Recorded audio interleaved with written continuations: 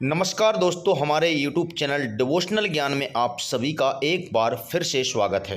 दोस्तों, एक और मज़ेदार कहानी लेकर आए हैं, एक पेड़ दो मालिक। तो दोस्तों, वीडियो को लास्ट तक देखिए। इस वीडियो में आपके लिए बहुत मज़ा आएगा। और दोस्तों, अगर आपने हमारे चैनल को अभी तक सब्सक्राइब नहीं किया है तो सब्सक्राइब कर लीजिए, जिससे आपको ऐसे ही हमारी वीडियो देखने को मिल सकें। तो चलिए शुरू करते हैं। दोस्तों, बीरबल अक्सर अपनी चतुराई से बादशाह अकबर का दिल जीत लेते थे। दरबार में आए मुश्किलों से मुश्किल समस्याओं का बीरबल चुटकी में हल निकाल लेते थे। इसलिए अकबर बीरबल से बहुत खुश रहते थे। परिश्रम करने के बाद हर कोई फल की इच्छा रखता है, लेकिन कुछ लोग बिना परिश्रम के ही छल पूर्वक दूसरे की चीज़ों को हासिल करने की कोशिश में रहते हैं। ऐसे लोगों का अंजाम भी बुरा ही होता है। अकबर बीरबल के किस्से में आज आपको बताएंगे ऐसी कहानी के बारे में जिसमें एक आम के पेड़ पर दो लोग मालिकाना हक जमाते हैं। लेकिन पेड़ का असली मालिक कौन है, इसका पता लगाने का काम अकबर अपने नवरत्नों में एक बीरबल को सौंपते हैं। जानिए कैसे बीरबल हमेशा की तरह अपनी चतुराई से पेड़ के असली मालिक को ढूंढ लेते हैं। एक बार हमेशा की तरह बादशाह अकबर अपने दरबार में प्रजा की समस्या सुन रहे थे। दरबार में सभी लोग अपनी अपनी समस्याएं लेकर पहुंचे थे। इन्हीं में राघव और केशव भी अपनी समस्या के साथ दरबार आए थे।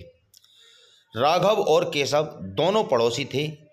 इनकी समस्या यह थी कि इनके घर के बीच फलों से लबालब भरा हुआ एक आम का पेड़ था, जिस पर दोनों ही अपना मालिकाना हक जता रहे थे।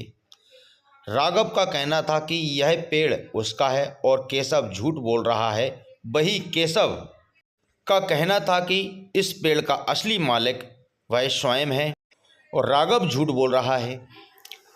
अब भला एक पेड़ के दो मालिक कैसे हो सकते हैं?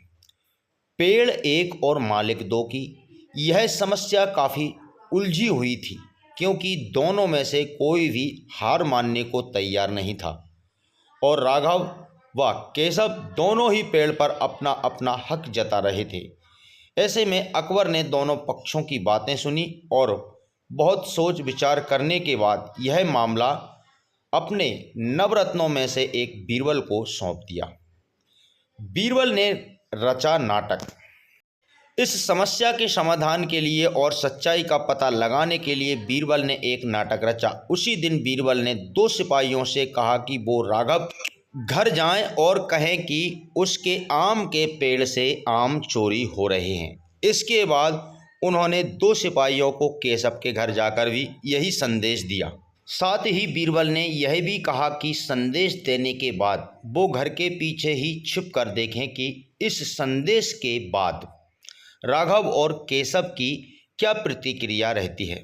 सिपाहियों ने बिल्कुल वैसा ही किया जैसा बीरबल ने कहा।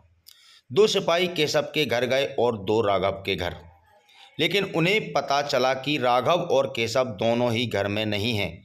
ऐसे में सिपाहियों ने उनकी पत्नियों को यह संदेश दिया कि पेड़ से आम चोरी हो रहे हैं। केशव जब घर आया तो उसने अपनी पत्नी से उसे आम के चोरी की बात बताई। यह सुनकर केशव ने कहा, अरे भाग्यवान, पहले खाना तो खिला दो, आम के चक्कर में अब क्या भूखा बैठा रहूं?